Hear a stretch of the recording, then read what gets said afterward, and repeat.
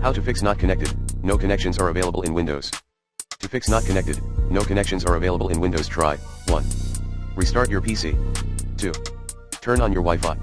3. Restart your router. 4. Use maximum performance in power management settings. 5.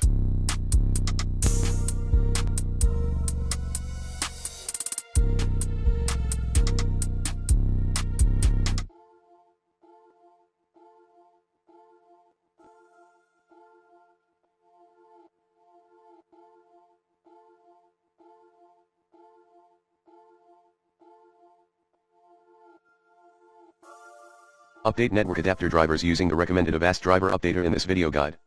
6. Remove and reinstall your network drivers. 7. Roll back to the older driver. 8.